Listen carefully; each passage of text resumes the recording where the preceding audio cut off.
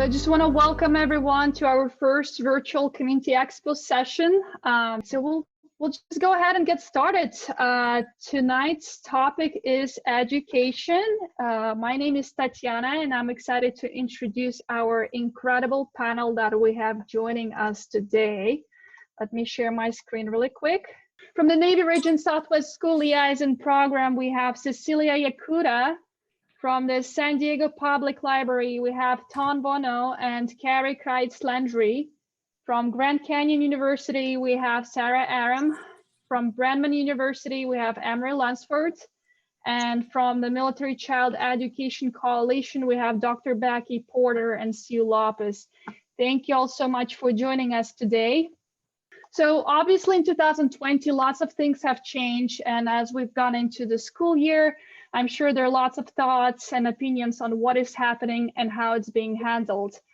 Our goal here tonight is to try and give practical and pragmatic advice and resources for all of you, our Lincoln military families.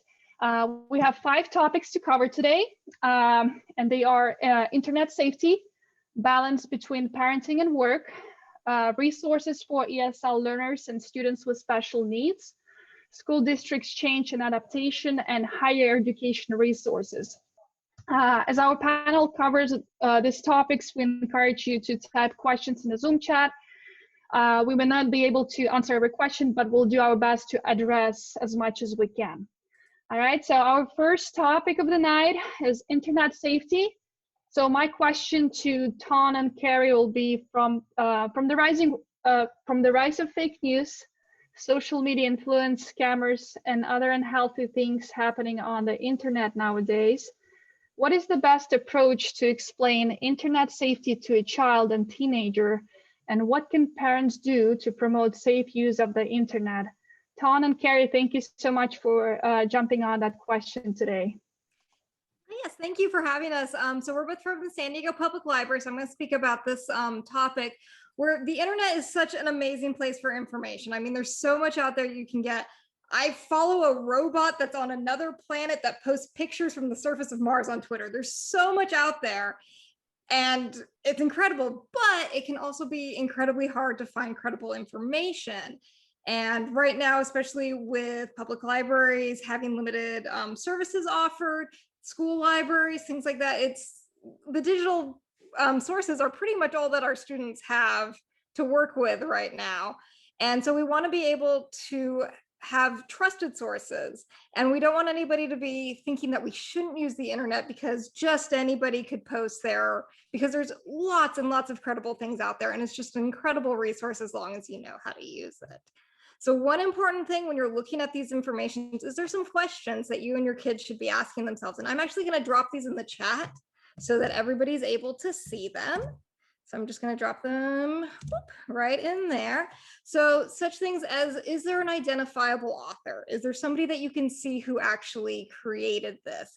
And is that person somebody who can be trusted? Is it somebody who's known for giving reliable information?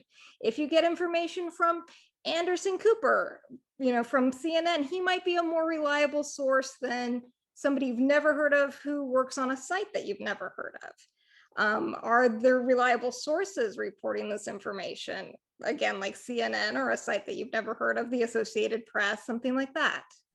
Does this information sound plausible? Is it too good to be true? Is it a little kooky and out there? Is it something that just doesn't sound quite right? That might be something that you want to take a second glance at.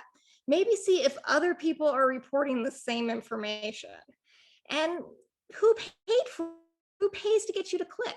Sometimes these days we're seeing advertisements that are disguised as news articles or reliable sources of information. They're telling you that Cocoa Pebbles are the greatest source of nutrition for your kids, but it's Cocoa Pebbles who's telling you this. They might not be the person to trust with that information. And who might be harmed or benefited by this information? And is this information complete? And what is left out of the message that might be important? So these are all things to kind of take a second glance at. Where is this information coming from? And just like with our physical resources at San Diego Public Library, we are always working to try and make reliable, trusted digital resources available along with the physical resources that we have. One thing that we started working on, and I'm going to drop the link in the chat, during this pandemic is our distance learning center. So what we have at our distance learning center is a list of curated, free, well-established academic resources that are on a variety of topics, and they're organized by grade levels and subjects. So some of the things that are available here include homework help with live tutors, digital encyclopedias. You can find lessons on codings. You can find scholarly journals for research, and even resources to help with internet safety and media literacy. So all of these are things that are available for free through the library. All you have to do is have your library card. And if you don't have a library card, you can just log on to our main website, which is just sandiegolibrary.org, and you can apply for a library card. And if you already have a library card and you don't know where it is, you can give us a call, because we are in the libraries right now. All of our locations have people there that are answering the phone. We have 12 locations that are doing pickup services, and we have 13 locations that are doing limited in-person service. So you can always just give us a call and we can help you out with that. And then also we have digital ebooks in our e-library. And that's one more link that I am going to drop in the chat for you guys. So you can use your library card to check out books. So they're just like the books that you would get off of the library shelf, except they're accessible anywhere. We have books, audiobooks, magazines, and comic books. And so these are all things that you know are coming from a reliable source rather than just jumping on Google and seeing what's out there. So that's just a source that you can have to focus on, internet safety and reliable resources. Thank you so much, Carrie. All right. Awesome. Well, we'll jump into our question 2. With all the changes happening with COVID-19 and home dynamic, what recommendations or information do you have for parents who both work full-time? And what's the best way to find balance between parenting and work? Cecilia, I know you have some ideas on this topic. Hi, good afternoon, everybody. My name is Cecilia Yakuta. I am the Regional School Liaison Officer here for Navy Region Southwest. And I'm gonna go ahead and answer the question on how to deal with the balance of parenting and working in our community currently. Due to COVID, our educational system has changed and frequently is changing in our school settings. So one of the biggest resources that I can give you is really understanding our school liaison program and everything that we have to offer. Our school liaison officers are attached to every installation, and in San Diego County, there's about 42 school districts within the county. Our school liaison officers, we have 4 school liaison officers here for Navy Region Southwest, and then including myself, that makes 5. We are subject matter experts in educational policy and questions and building those relationships with the schools.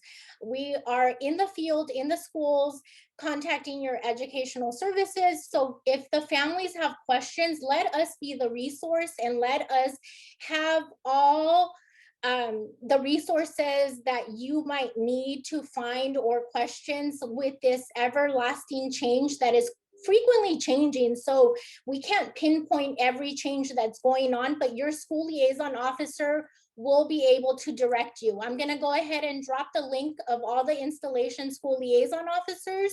You can go ahead and email me or one of them, and we will put you in contact with the designated school liaison according to your military housing area.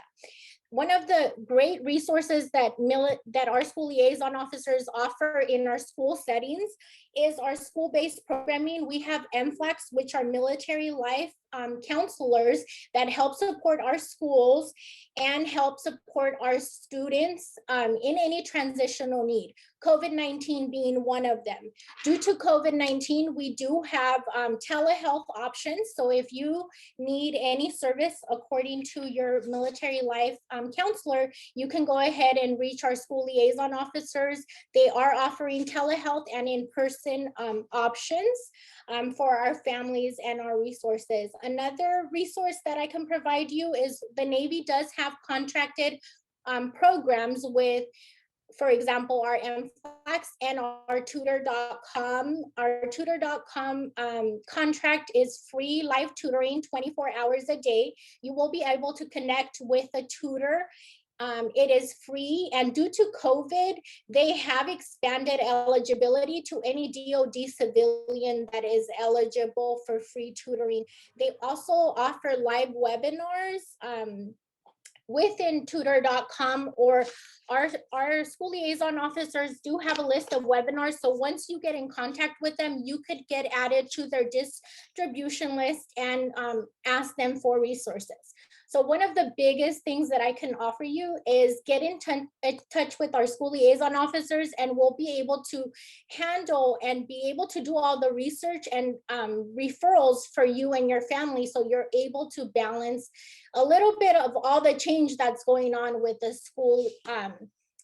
school and changes due to COVID. Everything is very different depending on where you are. So your school liaison officer will have more information on that topic. I'm gonna go ahead and drop a few of the links of our school liaison officers and our military one source, our military life counselors, and our tutor.com information. Does anybody, that's all I have, Tatiana. Thank you so much, Cecilia. All right, question 3 that we have, what resources or advice do you have for students with special needs, disabilities, or students for whom English is a second language? We'll start with you and Dr. Porter on this topic. Thank you, Tatiana. And I just want to alert everybody on the call here. If you didn't realize what a great school liaison officer you have access to, my first thing that I was going to say is one of the best resources that you can have for these kinds of questions. Your first stop should be your school liaison officer. There are other places that you can get additional information, like the Military Child Education Coalition, MSEC. We have a tool called SchoolQuest that is a free online data tool that you can put in your child's information. It's your account, and you can use that to look for what are the resources at the school system maybe that you're going to, what are the graduation requirements there, what kind of special education services do they have. And we work really hard to keep this current. Like I said, it's a free resource, but it's only meant to augment what the school liaison officers can provide. Additionally, we have webinars that are available on our website at militarychild.org. And even if you missed the first airing of the webinar, you can still sign up for it and then download it and listen to it. And we have webinars that discuss some of these topics, especially around special education needs. For English as a second language, we do have some workshop materials for parents that are in Spanish. And then finally, just to kind of wrap this up, I don't want to do like a whole long commercial or something, but we do have something called military student consultants. And Sue Lopez, who's on the panel with us tonight, is one of our military student consultants. And they are available by internet, on email. They're also available by phone if you have questions. So if you're going someplace and maybe you're not in touch with the school liaison officer yet, or you have additional questions, we might not be the one that handles that, but we will do the research and put you in touch with the right resource at the location, either where you are or where you're going. Thank you so much, Dr. Porter. Sue, do you have anything to add to this? So we'll. Yeah, sure. Thank you for allowing us to be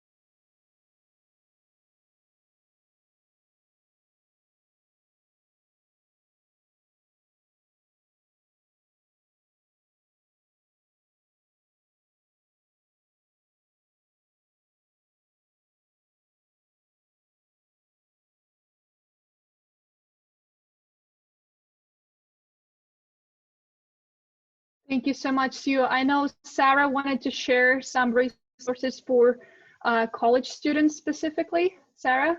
Yes, thanks, Tatiana.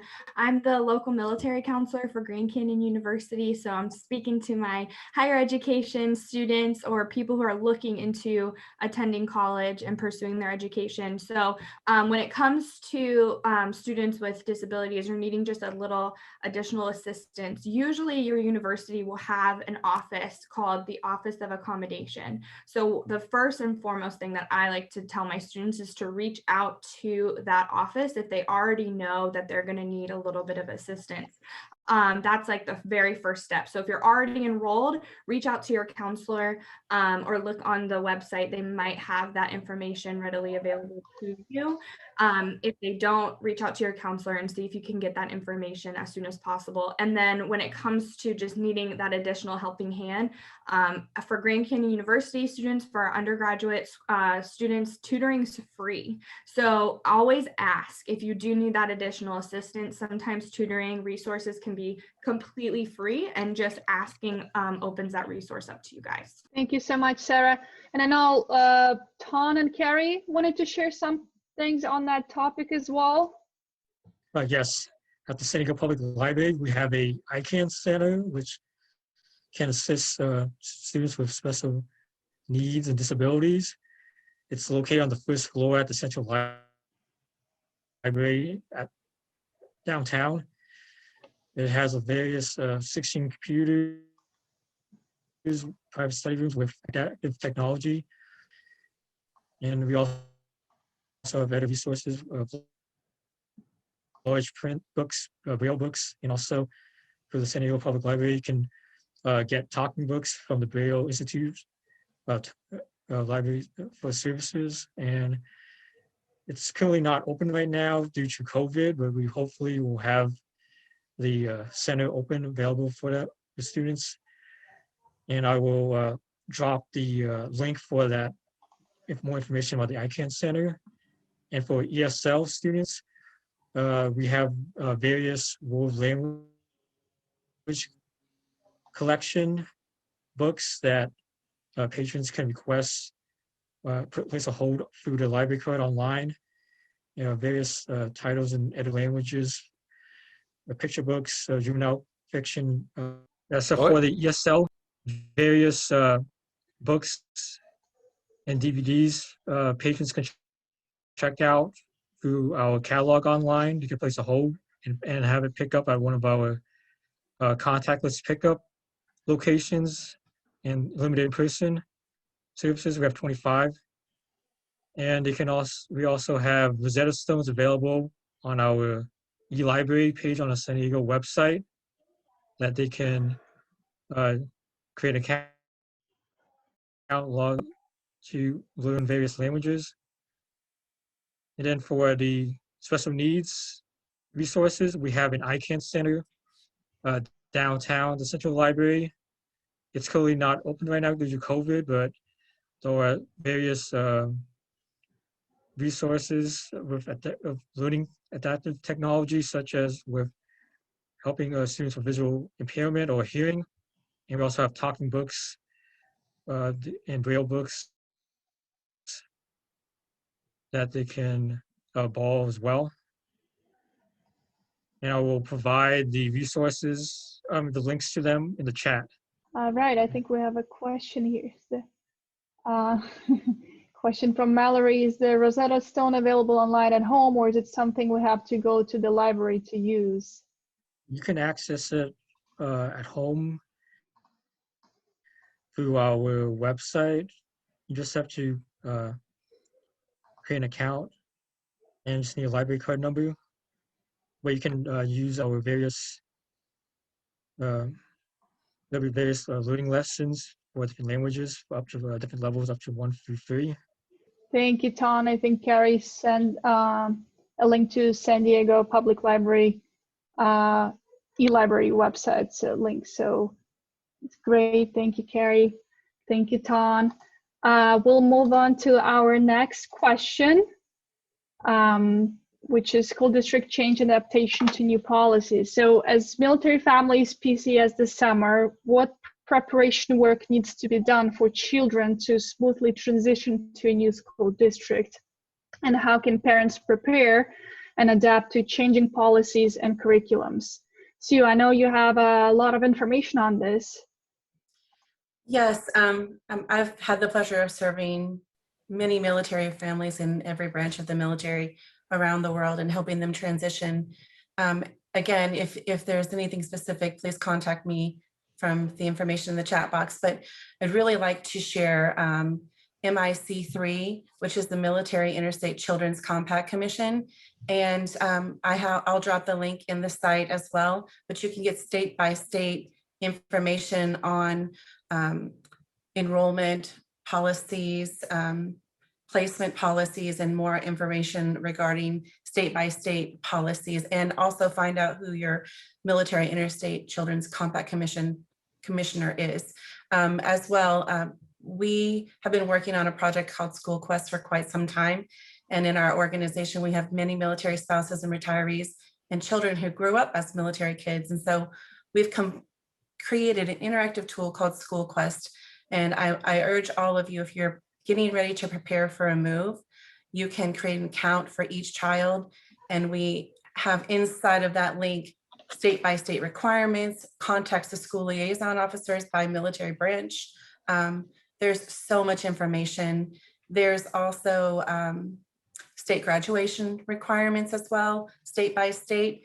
And we love the part of, it's called Student Quest, where the student can go in and create a profile, give them some autonomy to do some research on finding a school, finding extracurricular activities, and they can compile all of that information into their profile account so that when they're in the middle of a transition, when they're in the middle of a move, all of that information is in one place and easy access.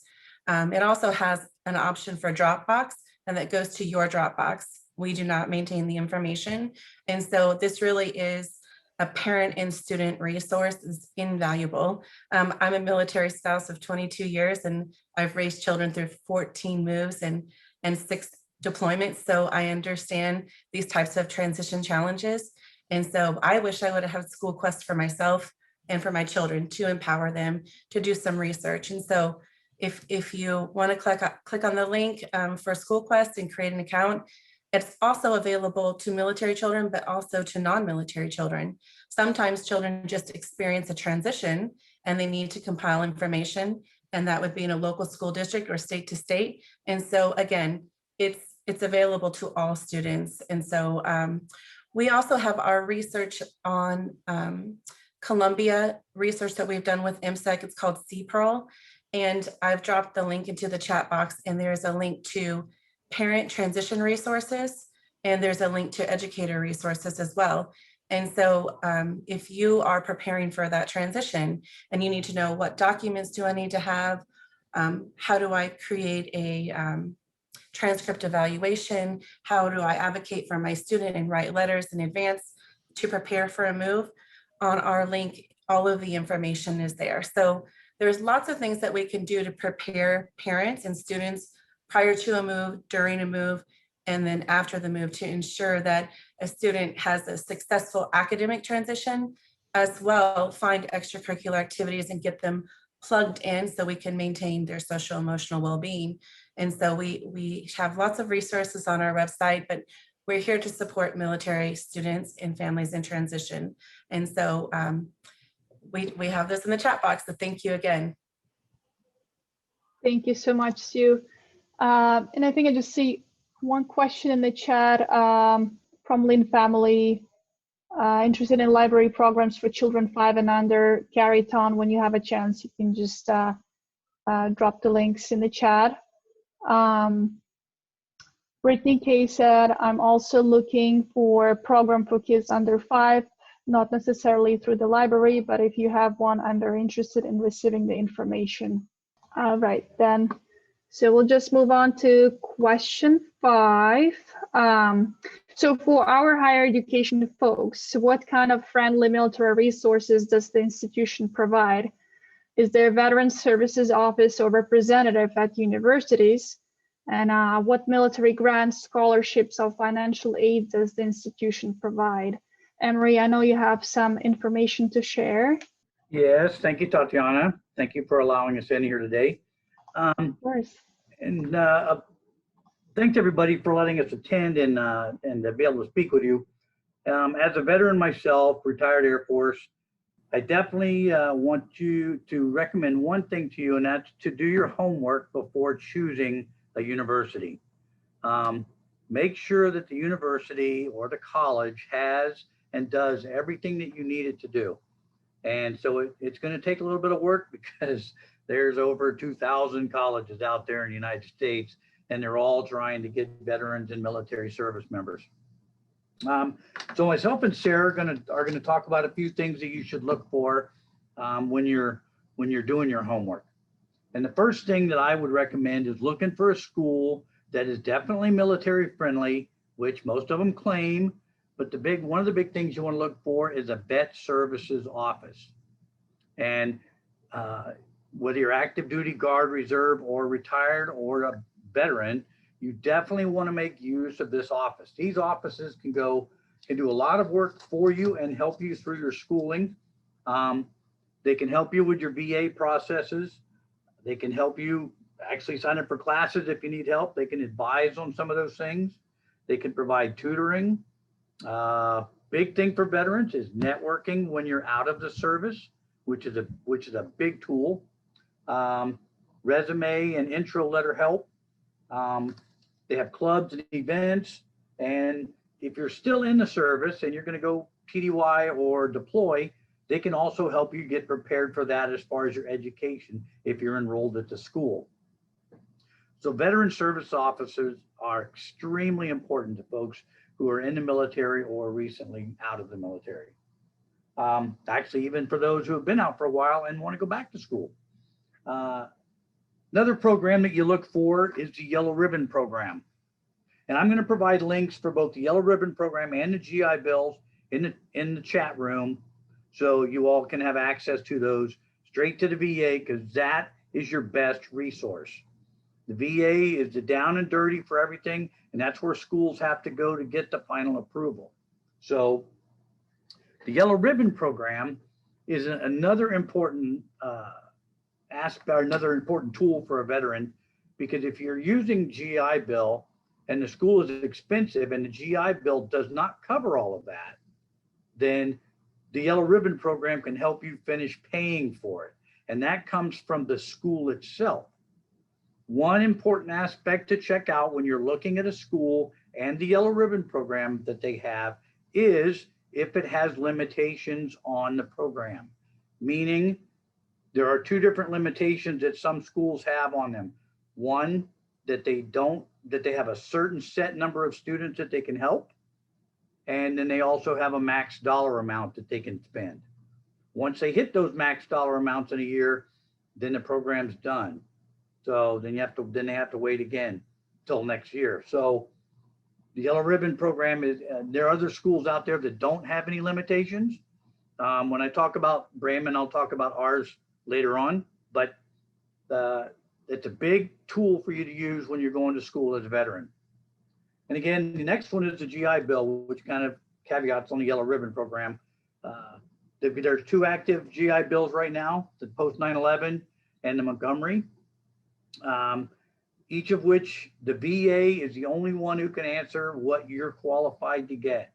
So the best thing to do is go to the VA pages and check them out. And again, when you're looking at universities, make sure that they accept all GI Bills, or at least whatever you're using. So those are kind of some of the basics. I'm going to pass it over to Sarah. Sarah's got some more stuff for you. Thanks, Emery. So just to piggyback on his a little bit, I definitely want to emphasize choosing a school that is super military friendly. And like he stated, you might hear that they're military friendly, and as the conversation goes further, there are certain tips and tricks that you want to like attach onto and find out exactly what they mean by military friendly. And so what I mean by that is making sure that they are transfer friendly for our service members and for our spouses. So the first thing would be, if you are the service member and you're looking to go to school, choose a school that will accept your joint service transcript or your, we have any Air Force here, then your Community College of the Air Force transcripts. These are super important. This is your training that converts to college credit that you can utilize in your pursuit for higher education. So utilizing the transfer credits that you've already completed and the military credits that you've already completed through your training and being able to apply that to your undergraduate degree is huge. For our spouses and our dependents, just tapping into scholarships and also transferability. At GCU, sometimes just making sure that our spouses are able to utilize credits even if they're 10 years back. Just having a school that will work with you when you have gone to a handful of different schools and making sure that they come alongside you and will apply those credits in a certain program. The second item that I tapped on a little bit is scholarships. So making sure that you are looking into scholarships directly through the university. So just being a spouse of an active duty service member or the active duty service member, you guys should have a scholarship. So that's what I mean when I say look for a military friendly school. Having an active duty scholarship is a huge deal. Lots of things can be waived. The tuition comes down. So we definitely want to make sure that that's at least being applied for you. So just making sure that the school offers that. And make sure that's like one of the first questions that you ask. Outside of the school itself, we live in San Diego, which is amazing in terms of resources for our service members, families, and veterans. So I highly recommend looking into the nonprofit organizations that are local just to San Diego. If you guys have lived somewhere else with the military, I highly recommend looking into those nonprofit organizations as well. There are a lot of scholarships out there. It does take a little bit of time to track some down, but I have 3 websites that are outside of nonprofit organizations that I'll put into the chat in a little bit. The first one is Scholly, the second one is College Board, and the third one is FastWeb. And again, I'll type those in just a little bit. Sometimes I think I'm seeing somebody about specifically for master's programs. Scholly is the website that I would link you to because you can put in demographics that allow you, or demographics and specifications that pull up what scholarships you might actually be eligible for.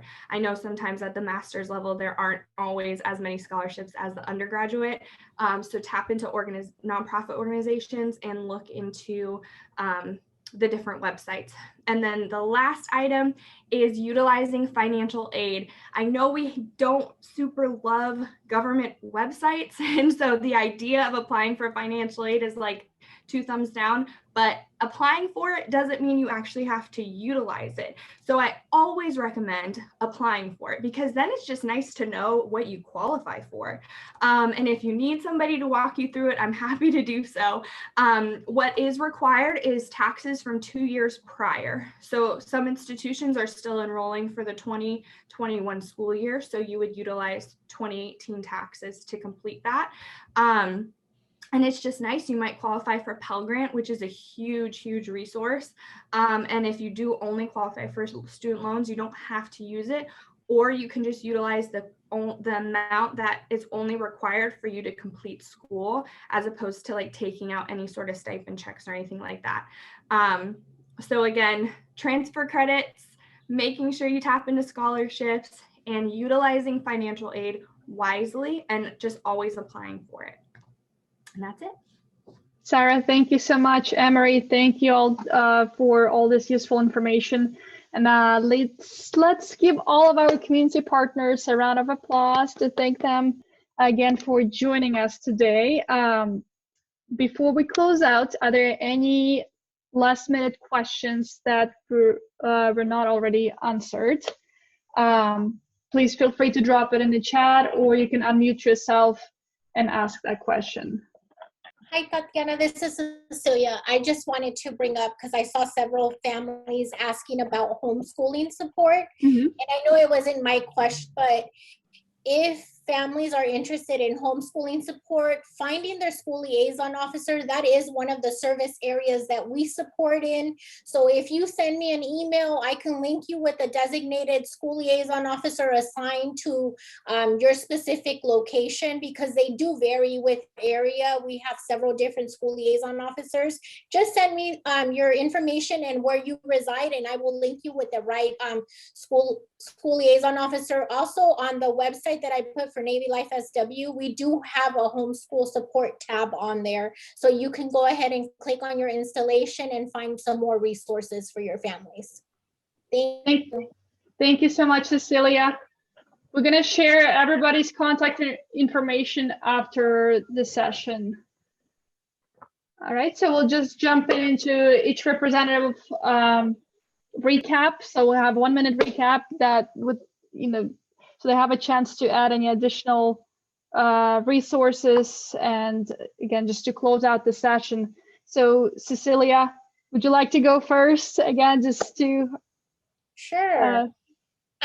So like I said, our school liaison officers in Navy Region Southwest, we have about 9 within Metro San Diego. We have about 4, and we do joint services with our sister services, the Marine Corps. So it really depends where you live, what school liaison officer is assigned to your area. But you can go ahead and email me.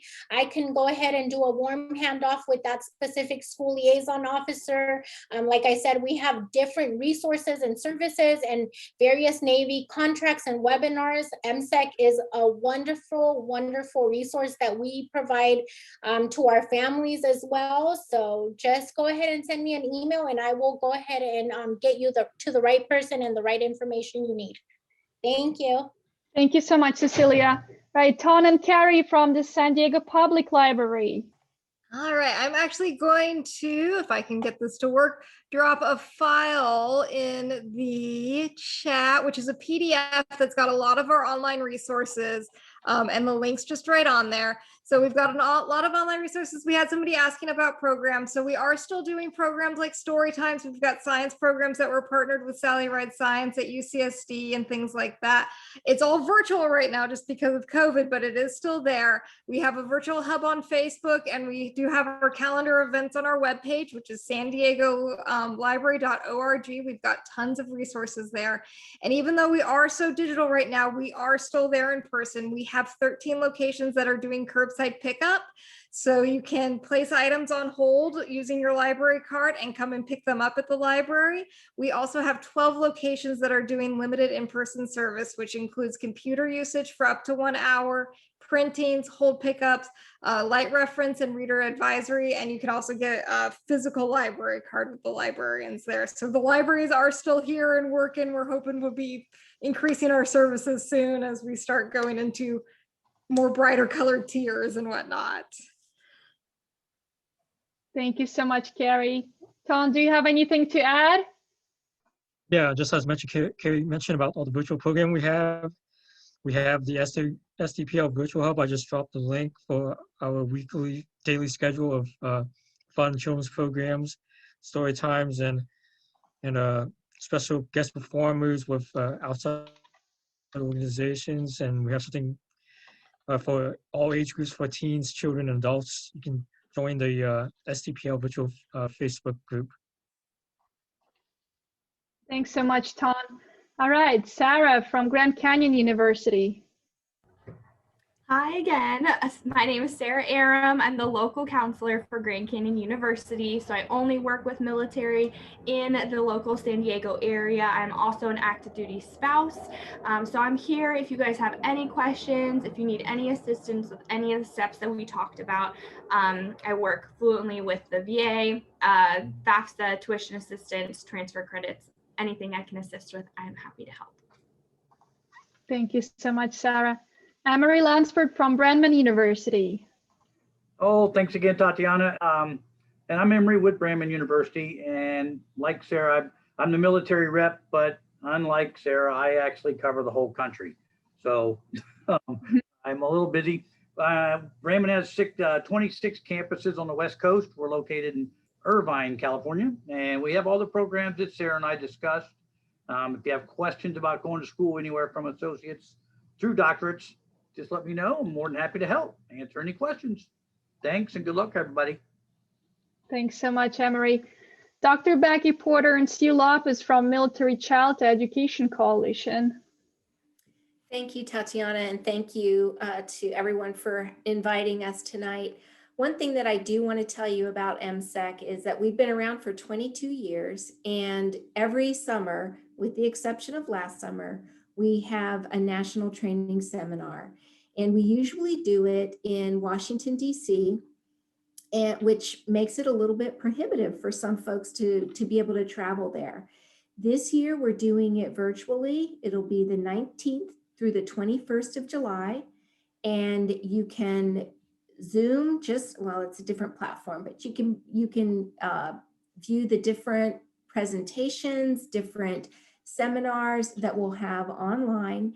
It's free registration, and we're really, because it's virtual, we're able to include more parents than we typically do. And so, we've already got close to 1,000 people registered for it, and the registration only opened up a couple weeks ago. So if you think you might be interested in learning about military child education issues, please do, or if you know an educator who might be interested as well, please do check it out on our website and register to attend. And Sue, I'll let you wrap up with the different resources that we have. Thank you, Dr. Porter. So we have a variety of resources. I've dropped them into your chat box. We serve military families and educators and other professionals that work with military students. So we do really hope that you check out our website and our resources. We have weekly webinars on Tuesdays and Thursdays. And as long as you register in advance, even if it is during the work hour, you'll still have access to the recording and the resources. And you can go on our website and find more. We also have podcasts, and we have parent programs that are around the country. So reach out to us if you need help transitioning, and don't forget to use your school quest and create your account. And as the school counselor and as college admissions, you may want to create a professional school quest account so you can help families transition. There's tons of scholarship by state. There's so much information on school quest. I just can't do it justice.